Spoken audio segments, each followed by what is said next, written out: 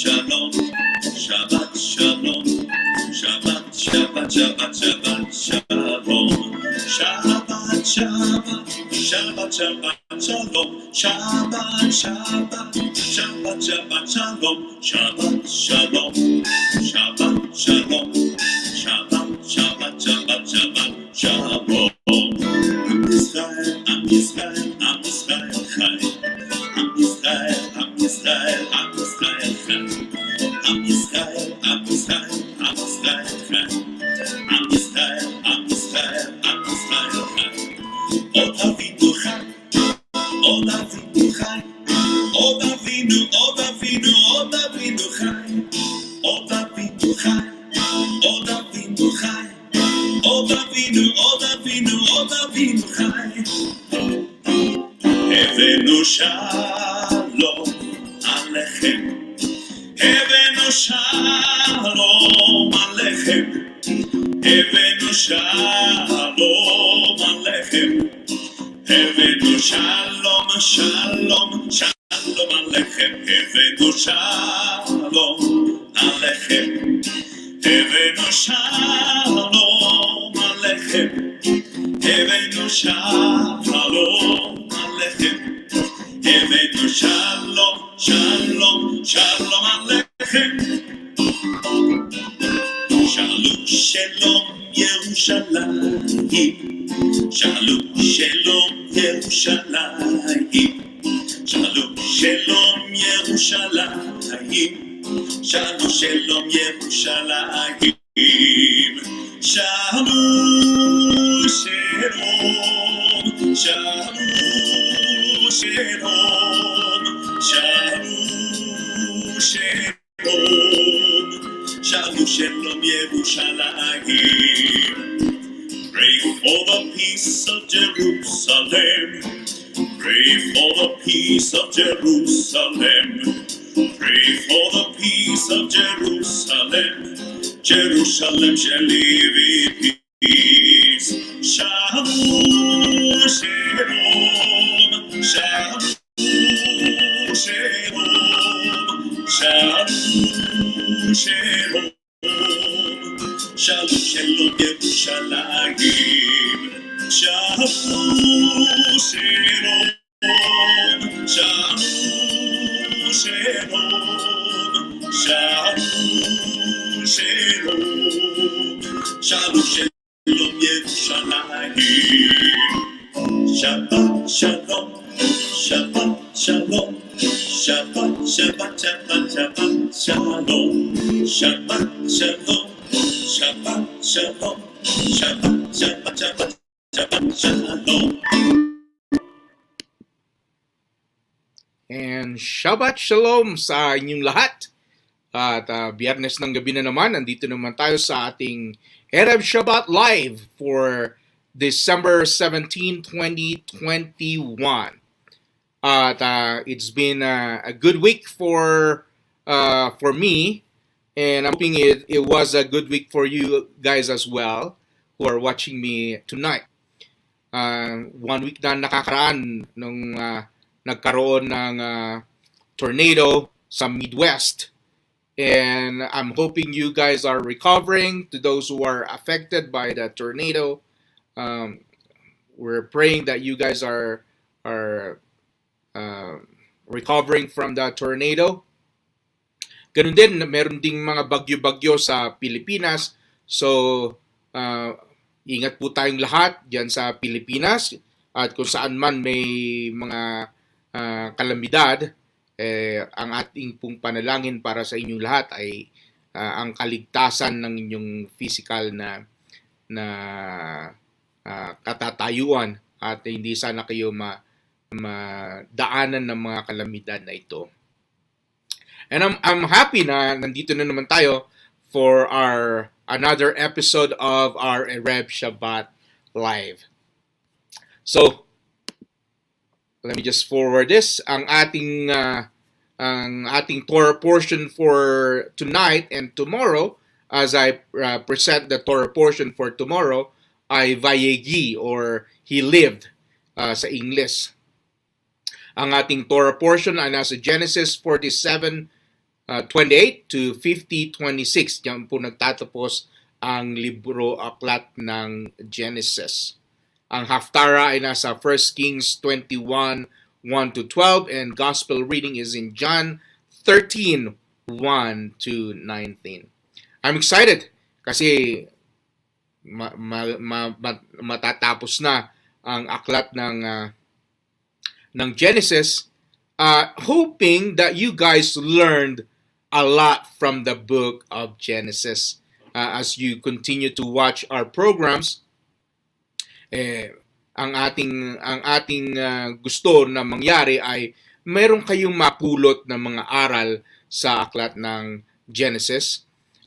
Don't worry, kasi pagkatapos ng Feast of Tabernacles for this 2022, babalik ulit tayo sa Genesis at mag-aaral ulit tayo ng Bereshit or Genesis. And hopefully, meron na naman kayong mga bagong aral na mapupulot sa aklat ng Genesis. Ang sabi nga nila, it's really hard to unlearn things. Mahirap talaga. Meron akong mga nakakausap na mga tao, ang sabi nila, eto na yung nakagisnan namin dito na kami mamamatay, eto na yung nakagisnan namin. So hopefully you guys will soften your heart. Pray that Yahweh Elohim will guide you, will lead you to the right path, will lead you to the most accurate teachings. And that's what we're trying to offer. Yan po ang ating ino-offer sa inyo. Kasi alam po natin, karamihan sa mga tao, marami sa mga tao hindi nagbabasa ng Biblia talaga. Meron silang Biblia meron ng mga dust, kailangan buklatin natin ito.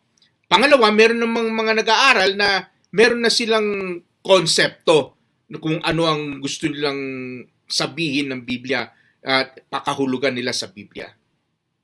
So, ito po yung dapat nating i-learn to unlearn. Mahirap ata yun na concept, no? Learn to unlearn things and go back to the proper way. Go back to the way. So let's move forward. Vayiki ang topic, and hopefully you guys are already reading the portions for tomorrow. Exciting po ito, ating Torah portion. So ito po siya nahati sa 47. Ito yung last days of Jacob. Matanda na si Jacob.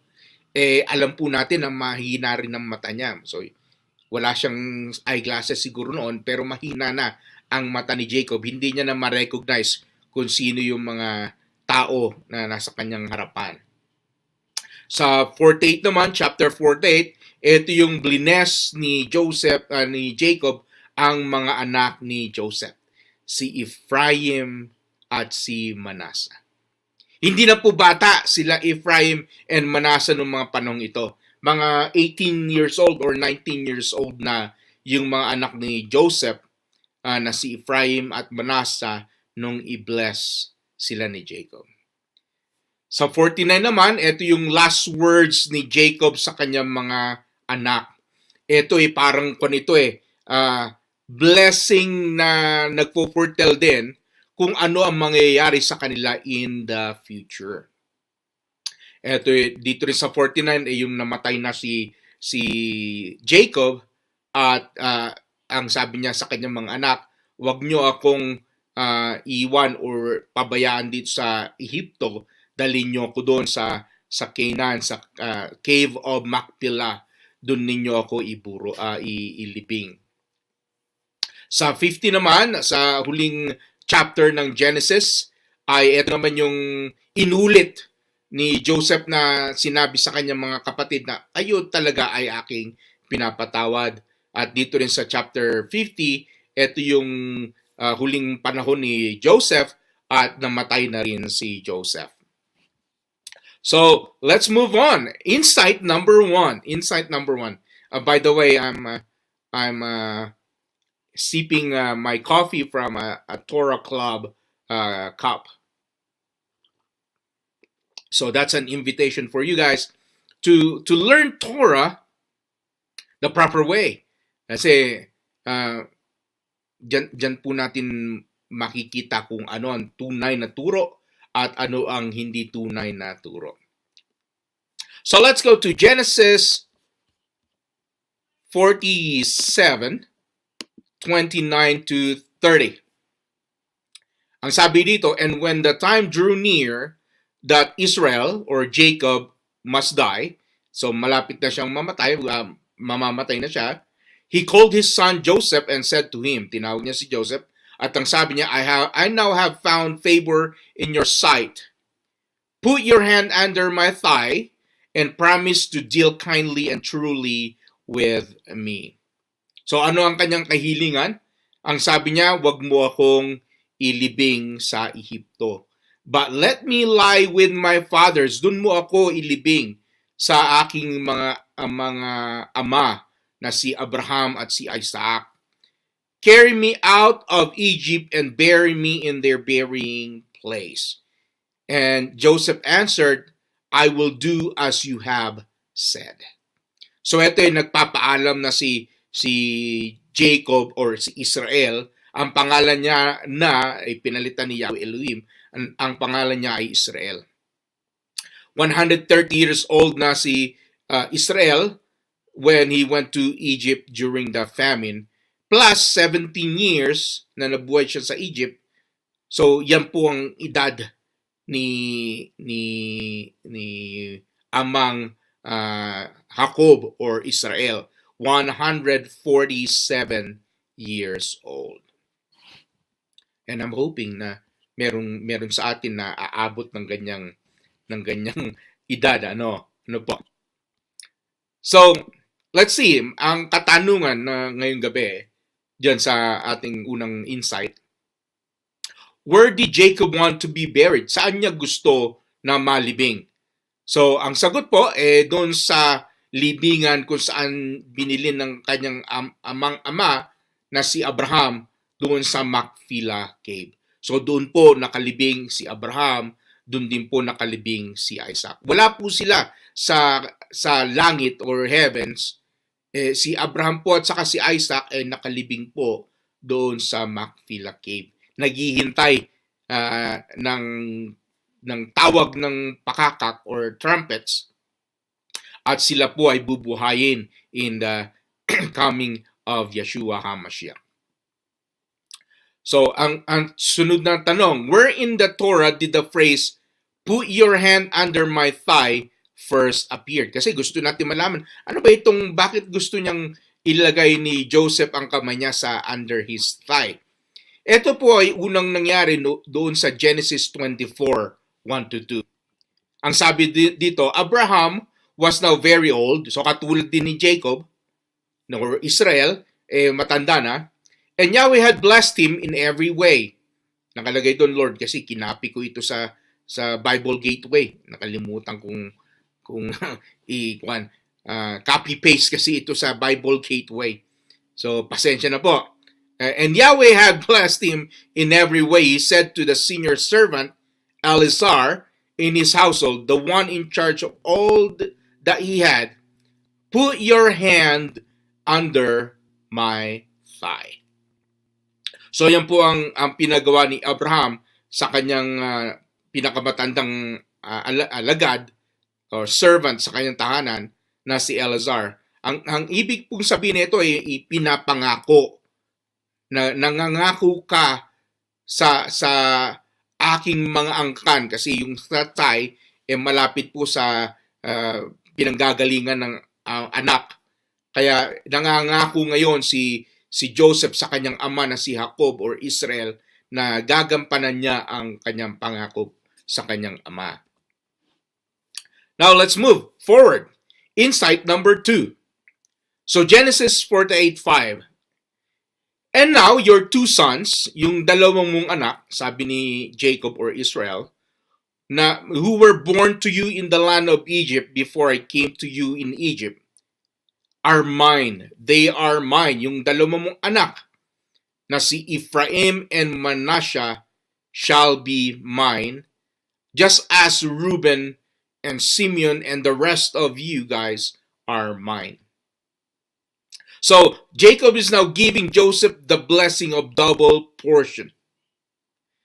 He is going to bless Joseph's son, Ephraim and Manasseh, as well as he's also going to bless Joseph himself. So dalawang portion ang napunta kay Joseph.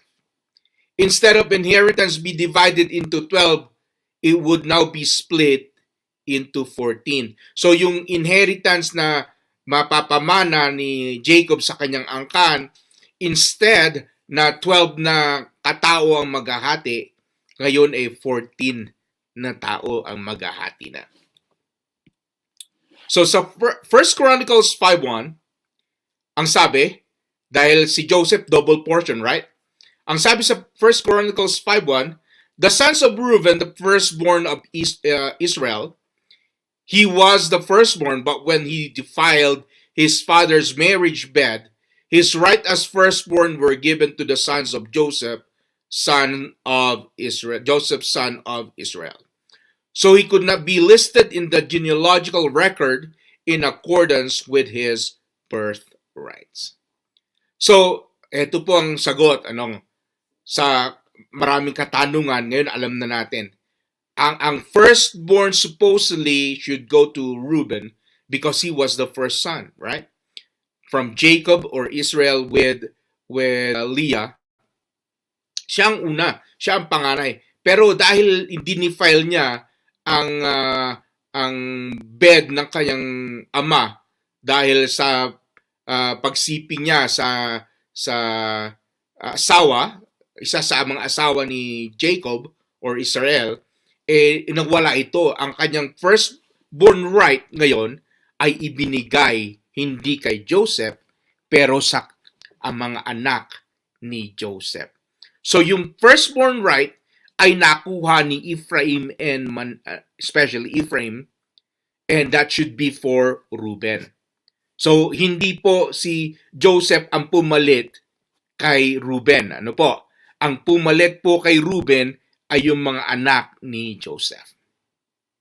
So alam po natin na si Manasseh ay ang mas matanda, si Ephraim ang mas bata, pero ipinagpalit, ibilines na ni Jacob si Ephraim ahead of Manasseh. So si Ephraim ngayon ang mas matanda kay sa spiritually speaking kay Manasseh. Ganun din, spiritually speaking, mas matanda na ngayon ang rights ni Manasseh kaysa kay Reuben. Ito po, hindi po ako nagsabi. Ang nagsabi po ay sa 1 Chronicles 5:1. Let's move on. Now, the questions. Again, which son of Jacob was the legitimate firstborn? Reuben. Who replaced him? Manasseh. What was the birthright of the firstborn? Ano bang birthright ng firstborn? The firstborn was entitled to a double portion of the divided inheritance. Ano yung mga yon? Ano ba yung mga birthright entitlement ng firstborn? Unang-una, sila ay bibigyan ng portion as the leader of the family. Okay? So firstborn right, they will be the leader of the family. Pangalawa, ang ari-arian ay mapupunta mostly sa kanila kasi sila ang magmamanage ng ari-arian or estate ng buong angkan. Okay? So mas marami silang responsibility pero mas marami ang ibibigay sa kanila na portion. So pangatlong tanong, how did Jacob ensure that Joseph would receive a firstborn portion as well? By adopting Ephraim and Manasseh, declaring them as legal heirs. So ngayon, mas maraming portion na si Joseph. Kasi maliban sa kanya, pati yung mga anak niya are considered part of as heir of Jacob, as the first line heir of Jacob. Insight number 3. Sa Genesis 48:20 na tayo. So he blessed them that day, saying, by you Israel will pronounce blessing, saying, Yahweh make you as Ephraim and as Manasseh. Thus he put Ephraim before Manasseh. Ang bansang Israel, sabi niya, ang Commonwealth of Israel will pronounce blessing, saying, Yahweh may make you as Ephraim and as Manasseh. So in Hebrews 11:21, by faith Jacob, when dying, blessed each of the sons of Joseph, and then bowing in worship over the head of his staff. So marami po tayong mababasa. Marami po tayong mababasang sitas sa Biblia or sa Scripture na nagsasabi talaga na si Ephraim at si Manasseh ay blines ni Jacob. So, ngayon, eto pupunta lang tayo konti sa rabbit hole, ano? Iikot lang muna natin ng konti. Total, maaga pa naman. Sa Jewish tradition on Friday nights, katulad ngayon, Friday nights, the fathers lay their hands on their children and usually bless them. And the blessing is like this. May Yahweh make you Ephraim and Manasseh like Abraham, Isaac, and Jacob, patriarch. This is passing the patriarchal responsibility to Joseph and his line. So even our Jewish brothers, they are recognizing this Ephraim and Manasseh as like Abraham, Isaac, and Jacob. The rest of Jacob's sons receive a blessing. Yung lahat ng anak niya binigyan niya rin ng blessing or prophetic utterance as well. Wala naman siya kinaligtaan sa mga anak niya na lalaki. But not the firstborn blessing. The firstborn blessing was given to Ephraim. So very exciting, ano? Exciting ito dahil maliban sa binaypas na si Reuben, ibinigay pa ang blessing sa hindi anak na tunay ni Jacob. Yeah? Ito ay isang bata na, kumbaga, ang tawag ngayon dito halfer, half Egyptian and half Hebrew. Siya ngayon ang binigyan ng blessing, na ang blessing ay maging katulad ka ng amang Abraham, Isaac, at ako, ama mo na si Jacob. So, ano ang masasabi natin dito, mga kapatid at mga taga-subaybay? If you have kids nowadays, don't wait until you are on your deathbed to bless your children. You have to bless your children at this time. Wag na nating hintayin ng ating kamatayan at maghihintay tayo na i-bless natin sila. Because this is a good blessing. Ang blessing na binibitawan ng ama or magulang sa kanyang mga anak, kadalasan nangyayari. Ito yung ginawa ni Jacob sa kanyang mga anak. Ang kanyang utterance, ang kanyang prophetic utterance ay nangyari or mangyayari sa kanyang mga anak. So, question. When Jacob blessed Ephraim and Manasseh, what did the blessing bestow upon them? The answer is, ano ba yung blessing na binitawan ni Jacob kay Ephraim and Manasseh? Na maliban sa ipinapasa niya yung na-receive niya kay Isaac, yung na-receive naman ni Isaac kay Abraham, ipapasa niya dito. Ang sagot, he is transferring the Abrahamic covenant to Ephraim and Manasseh, especially Ephraim. Ano ba yung Abrahamic covenant? Ang covenant ni Amang Yahweh kay Abraham. Ang sabi ni Amang Yahweh kay Abraham, I will multiply you. Pararamihin kita, and I will give you a land. And this is a promised land. Kaya exciting, di ba? Ang mga anak ni Ephraim at mga sumanib kay Ephraim, ang pangako ay imumultiply ko kayo. Kaya dumami sila.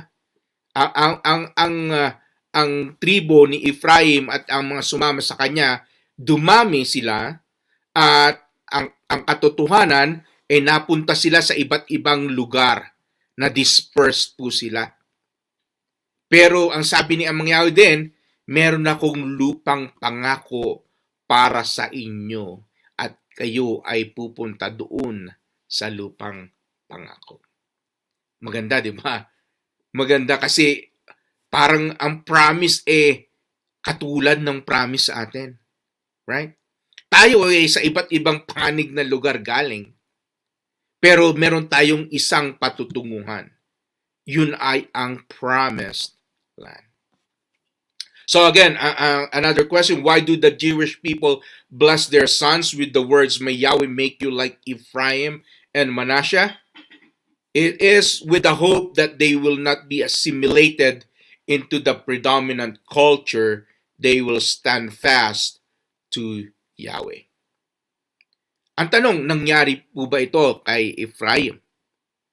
Na they hold fast at hindi sila na-assimilate sa mga kultura na napuntahan nila.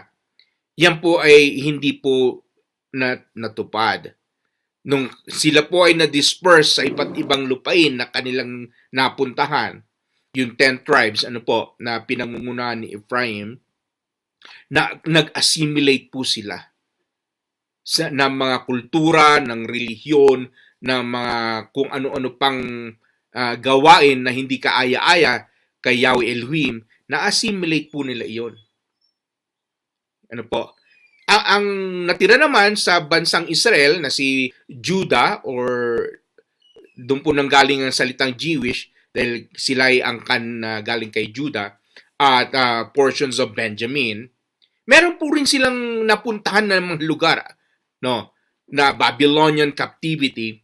Nakakuha rin po sila ng mga doktrina, ng mga asal, pag-uugali, relihiyon, at ito po ay dinala nila sa pagbalik sa lupain ng Israel. But there are some things na kanilang hinold fast. Hindi po sila na naniniwala na maraming Diyos ang mga kapatid natin na Hudyo. Naniniwala sila na meron lang isa na Ama sa langit. Naniniwala sila sa Shabbat. Nagse-celebrate sila ng Shabbat. Ano ba ang mga kasama sa Shabbat? Sabbath and the feast days. Hindi po sila nagse-celebrate ng ibang, yung mga tumutupad, hindi po nagse-celebrate ng ibang celebrations or holidays. Ang sineselebrate po nila ay yung nasa Torah lamang. So they are holding fast to Yahweh Elohim's instruction as was given to Abraham. So, bukas po, ito po ay matatalakay natin. Si Ephraim and Manasseh ay nagrafted in doon sa pamilya mismo ni Jacob. Hindi na sila basta-basta apo lamang, pero sila ay mga anak na ni Jacob. So, concept of being grafted in. Yan po ang mahalaga. Maraming tao po ay ini-ignore itong principle na ito. Ayaw po nila na mag-graft in. But we must be grafted in into the spiritual heritage of Jacob or Israel to be saved. Para po masama tayo sa pagpasok sa lupang pangako, dapat po ay tayo mag-graft in. Paano po ito mangyayari? Through Yeshua HaMashiach. In Jeremiah 31:31, ganito ang sinasabi, behold, I will make a new covenant with the house of Israel and with the house of Judah. Wala pong ibang tao na sinabihan niyang magkakaroon siya ng covenant maliban sa house of Israel Ang house of Israel, ito po yung house of Ephraim, the 10 tribes, and with the house of Judah. Wala pong covenant sa Gentile. Yan po ang ating dapat pag-isipan ngayon, and this is something that we have, a lot of people has to unlearn. There is no Gentile covenant. Ang covenant lang po ay between the house of Israel and the house of Judah to Yahweh Elohim. Again, I'm saying it again, wala pong covenant na ginawa si Yahweh Elohim para sa mga hentil. No one can partake in this covenant unless they are part of Jacob. Kaya po, si Ephraim and Manasseh ay inadapt ni Israel. Ngayon po, ang tawag po sa kanila ay Israelites. Opo. So, maliwanag po dapat sa ating lahat na ngayon na ang covenant lang po ay ginawa sa house of Israel and with the house of Judah ayon kay Jeremiah sa 31 verse 31. In Matthew 15:24, he answered, eto si Yahshua nagsabi, I was sent only to the lost sheep of the house of Israel. Ano pa itong house of Israel? Ito yung Ephraim plus 9 tribes. Okay? Ephraim plus 9 tribes, ayun ang binabaan ni Yeshua HaMashiach nung siya ay napunta rito. Ang kanyang trabaho ay to find the lost sheep of the house of Israel. So kung makikita nyo ngayon ang istorya ng prodigal son, ano po? Yung prodigal son po ay lumayas. Pero may natirang kapatid na panganay doon sa tahanan ng ama. Yung pong lumayas ay yung po yung mga yung 10 tribes na pinangungunahan ni Ephraim. Yung pong natira sa tahanan ng ama, yung po ang mga angkan ni Judah at ang kapatid niyang si Benjamin. And alam po natin na si Judah is a brother's keeper to Benjamin. So now, kung atin na itong nasa atin ng mga utak, itong background ito, pag binasa na ngayon natin ng Romans 11 to 21, dito mas makikita natin kung paano tayo mag-graft in. Kung paano ang mga anak ni House of Israel at tayo ay mababalik sa olive tree. So the Gentiles or Ephraim must be declared part of Israel to have a legal access to the covenants, including the new covenant. Sinabi nga sa ating binasa kanina, wala naman talagang bagong covenant. Ang covenant ay ibinigay na doon sa house of Judah and the house of Israel. Sa amin pong kongregasyon, we don't believe in replacement theology. Ano ba ang replacement? Maraming replacement theology. Isa dyan, tayo daw ay ang pumalit na sa Israelites. Kasi yung daw Israelites, masasama daw yon. Tayo daw na bumilib na kay Yahshua, pinalitan daw natin sila. That's one replacement theology. Yeah. Sessionism ang tawag doon na replacement theology. Pinapalitan daw natin ang mga Israelita sa mata ni Yahweh Elohim. Mali po iyon. Marami pa po mga replacement theology. Isang replacement theology yung pangalan ni Jesus daw ang totoo at hindi raw yung Yeshua. Pero marami akong nakakausap, ay tinatanong ko nga sa kanila, yung bang letter J kailan lang na-imbento? Bago lang. Yun ang kasagutan. Yung iba, hindi nga nila alam kung kailan na-imbento yung letter J. Kung ganon, kung bago lang ito, anong pangalan niya nung unang panahon? Okay? Jesus daw ang pangalan niya. Unang-una, hindi po siya Grego. No, si Yeshua po ay isang Israelite, nasa angkan ni Judah siya nanggaling. So, malabo pong mangyari ang kanyang pangalan ay Jesus or Jesus. So, iyan po ay replacement theology. Bakit po? Dahil mahalaga po ang pangalan.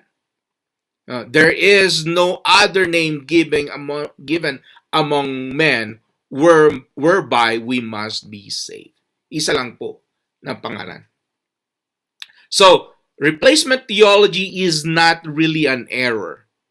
It is an intentional deceit. Tayo po ay dinadaya ng maraming pastor or mangangaral diyan. Sana po ay atin mamulat ng ating mata na tayo po ay dinadaya. So, wag na po tayong madaya. Ano po? Ang aking prayer tayo po ay dapat sumunod na sa tamang aral according to the scripture. This is an attempt to steal Israel's heritage from them. Sabi nila hindi na yan, wala na yung Israel. Tayo na yon. Hindi po ganun ang turo sa Biblia. So, how can we be included? Paano ba tayo ma-include lalo na tayo na hindi tayo anak ni Jacob or ni Israel? So, the believing Gentiles, Ephraim, Manasseh, and us, and Judah, yun po yung nakasulat sa Romans 11. Sila Joshua and Caleb, sila yung mga bagong mga tawag na to. Sila yung mga leader after their experience in the wilderness. Si Joshua and Caleb ay mga tao na leader din. But the whole tree ay yan ang tree ni Abraham. Okay? And tree ni Yahweh Elohim. Yung mga unbelieving descendants from Jacob, sila po ay nabali dito sa Romans 11. So how can we be included? Paano po tayo masasama? Masasama tayo not because tayo po ay mga good or good boy or good girl. Hindi po. Yahweh made provisions for us, Gentiles, to join Israel or Ephraim and Manasseh. Gentiles, pagka po tayo nag-graft in, hindi po tayo second-class citizen. Ano po? Tayo po ay first-class citizen na kasama nila. Outside of joining Israel from a spiritual perspective, there is no way to partake of their covenant. Kaya po, ini-adapt si Ephraim and Manasseh in order for them to partake of that covenant. Na, number 1, I will multiply you, and number 2, I will give you the land, a promised land.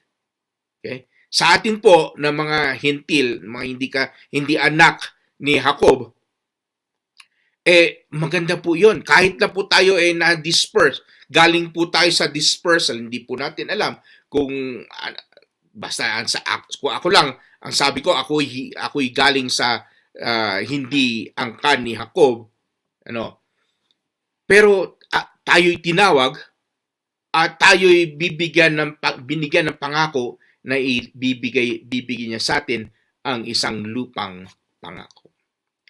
And how will you do that? This is done by faith in Yeshua HaMashiach. Galatians 3:29 says, if you belong to Messiah, Yeshua, then you are Abraham's descendants, heirs according to the promise. Kaya po mahalaga, di ba? Na tayo'y sasanib kay Yeshua HaMashiach. Saan tayo isinasanib ni Yeshua HaMashiach? Sa angkan ni Abraham. Ang pangako kay Ephraim and Manasseh ay ang pangakong ibinigay sa kanilang amang si Jacob, na ibinigay ni Isaac kay Jacob, na ibinigay ni Abraham kay Isaac. So we're just tracing it back, and it all boils down to Abraham. And now if we belong to Yeshua HaMashiach, we are Abraham's descendants, heir according to promise. Again, inuulitin ko po, wala na pong ibang promise. Dalawa lang po ang promise kay Abraham. I will multiply you. Number two is I will give you a land. So for us, how to be grafted in? Paano po tayo maanib sa angkan ni Abraham? Ang sabi doon sa Galatians, through Yeshua Messiah, right? Ganito pag-anib.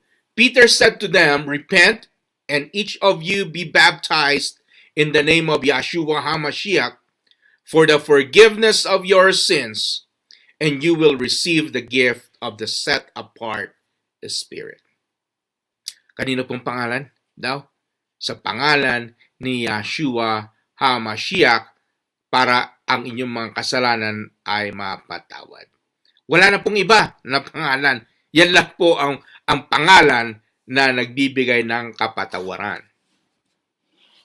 So, what is the blessing bestowed on Judah? Sa ating pong Torah portion, the scepter will not depart from him. Yan po ang pangako kay Judah. What is the blessing for daughters in the Jewish tradition? Sa Jewish tradition, meron din pong blessing sa mga kababaihan, sa mga ating anak na babae. Ang blessing po na binibigay, may Yahweh make you like Sarah. Si Sarah po ay asawa ni Abraham. May you be like Rebecca. Si Rebecca po ay ang asawa ni Isaac. And Rachel and Leah, yan po naman ang mga asawa ni Isaac. Ni Jacob or Israel. Insight number 4. Mukhang mahaba itong ating topic ngayong gabi. Pero maganda, right, ang ating topic. Insight number 4, nasa Genesis 49:1 na tayo. Then Jacob called his sons and said, gather yourselves together, that I may tell you what shall happen to you in the days to come. So, again, alam na natin, Jacob established the birthright of Joseph first. Binigay niya na muna ang birthright to Ephraim na anak ni Joseph. And then after that, tinawag niya na yung kanyang remaining son. Yan po ang order of business. I-sinecure niya muna ang birthright ni Joseph through Ephraim bago niya tinawag yung remaining sons. So prophetic destinies, what would befall them in the future, itong gagawin niya. Ito ay kanyang blessing, but really, this is a prophetic destiny kung ano ang mangyayari sa mga anak ni Jacob or Israel sa panahong darating. So to which son Yahweh would keep the promises. Question. What was Jacob searching for as he blessed his sons? Ano ba ang kanyang hinahanap, o gusto niyang mangyari as he was blessing his sons? Answer, he was prophetically searching for the fulfillment of the Abrahamic covenant. Yan po ang mahalaga. Yan po ang ipinasa sa kanya ng kanyang amang si Isaac na ipinasa ni Abraham kay Isaac. Na nananalig sila sa pangako ni Yahweh Elohim na ibibigay ang covenant na ibinigay ni Yahweh kay Abraham. So, wala na pong ibang covenant ang ibinigay. Yung pong Abraham covenant po ang ibinigay. So, what did Jacob designate to his blessings over his sons? Jacob designated which tribes would carry leadership over the others.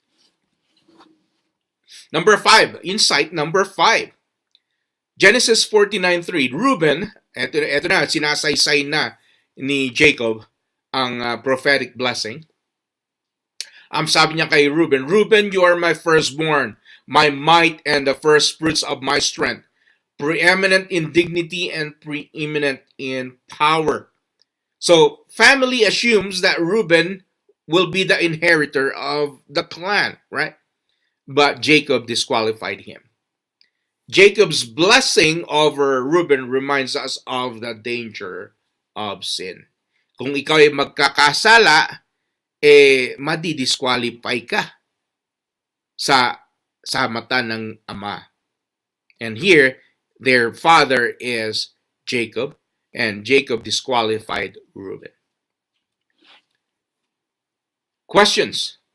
Why did Jacob disqualify Reuben from his position as a firstborn? So he went up his father's bed and defiled it with Bilhah.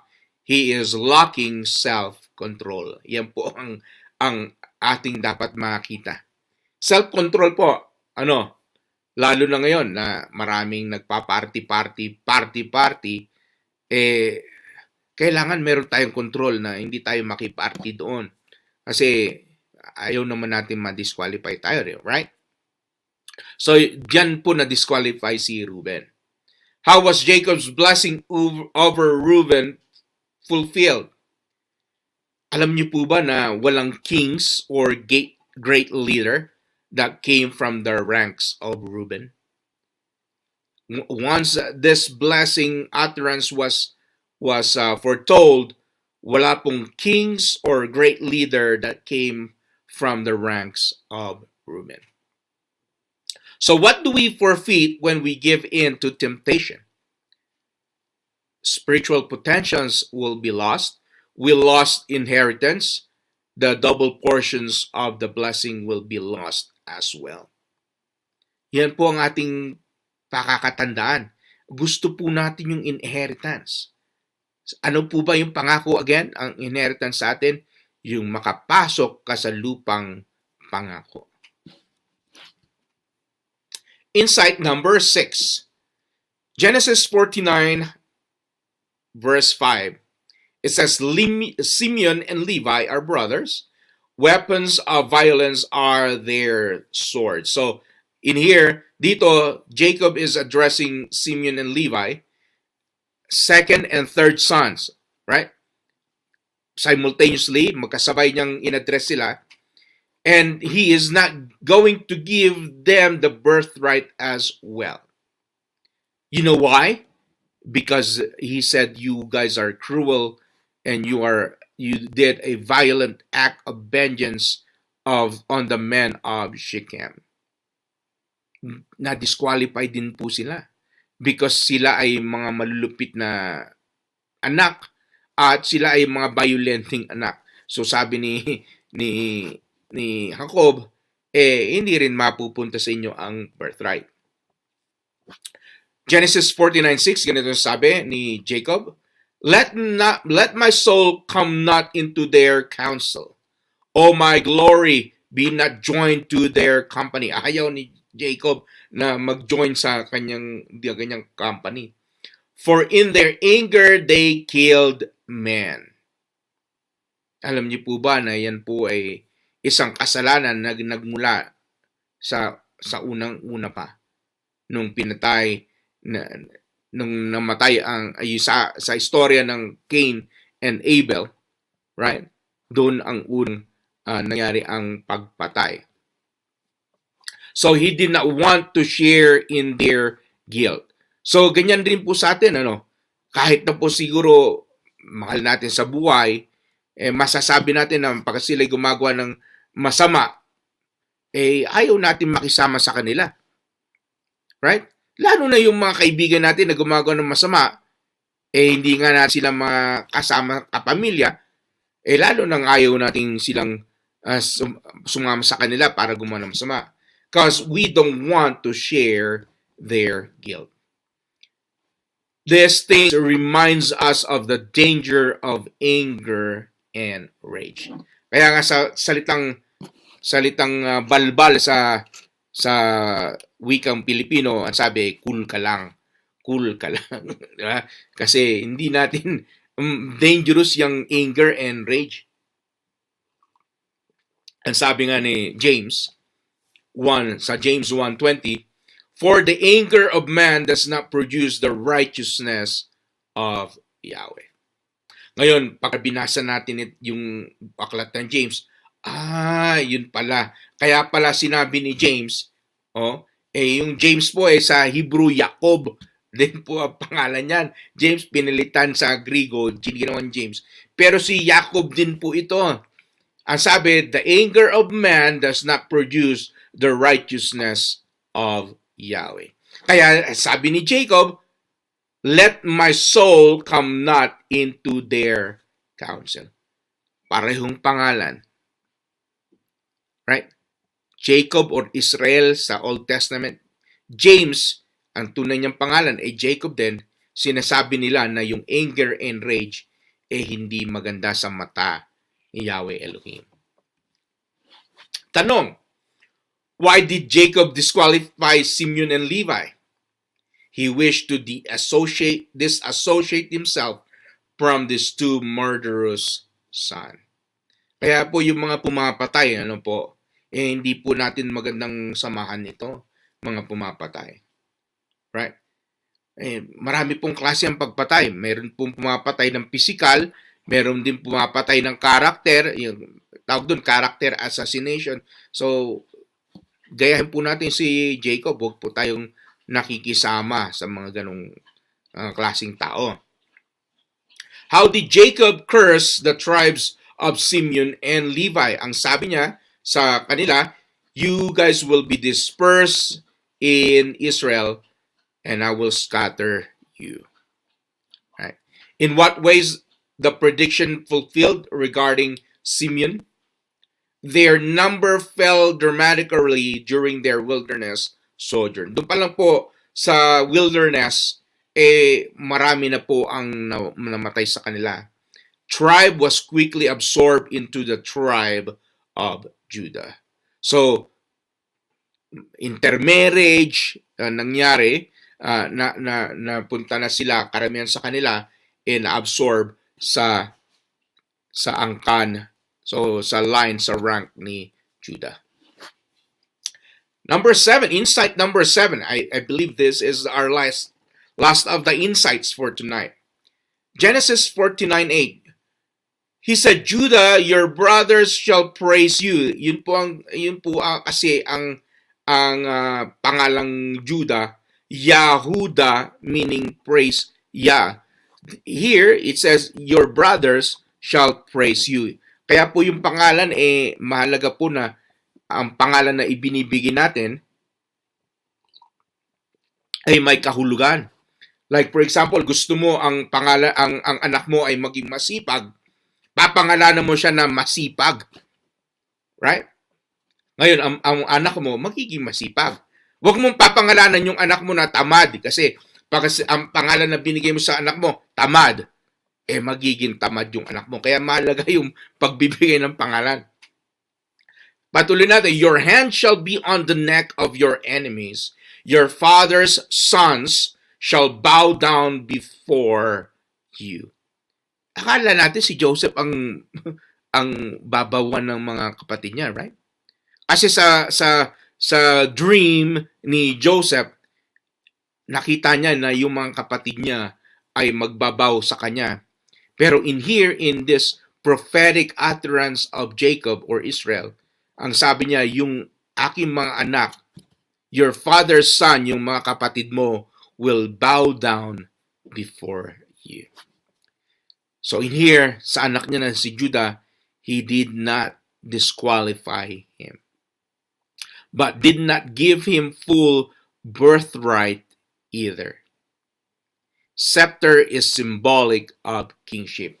So, in the future, ito mangyayari sa iyo, sabi niya sa kanyang anak na si Judah. In 1 Chronicles 5:2, it says, through Judah becomes strong among his brothers, and a chief came from him. Yet the birthright belonged to Joseph through his son Ephraim. Genesis 49:9, Judah is a lion's cub. From the prey, my son, you have gone up. He stooped down, he crouched as a lion, and as a lioness who dares browse him. The most important thing that we need to find here, the lion that is from the tribe of Judah, you guys should know who it is. Right? The lion that is from the tribe of Judah is Yeshua HaMashiach. So question, what did Jacob predict about Judah? He said he would rule over his brothers. When did the prediction regarding Judah begins to see fulfillment? It started when David rose to the throne over all the tribes of Israel, or the Commonwealth of Israel. That is when it got fulfilled. And according to the sages, what are Jacob's blessing over Judah all about? It is all about Yeshua HaMashiach. Now there you go. Yeshua is being shown and read in the pages of the Torah. So Zebulun in Genesis 49:13, Zebulun shall dwell at the shore of the sea. He shall become a haven for ships, and his borders shall be at Sidon. For Issachar is a strong donkey, crouching between the sheepfolds. For Dan shall judge his people as one of the tribes of Israel. For Gad, raiders shall raid Gad, but he shall raid at their heels. For Asher's food shall be rich, and he shall yield royal delicacies. For Naphtali he is a doe let loose that bears beautiful fawns. For Joseph, here again, double portion for Joseph. Ephraim and Manasseh was given a blessing. Joseph also received a blessing. And he said, Joseph is a fruitful bow by the spring. His branches run over the wall. And for the last son, he said, Benjamin is a ravenous wolf. In the morning, devouring the prey, and at evening, he is dividing the spoil. In the future, let me just show this to you in a much bigger format. So that's the son of Israel or Jacob. And on my left side, this is how they're gonna encamp in the wilderness. And again, this is an encampment that Yahweh Elohim told them to do. And they did it.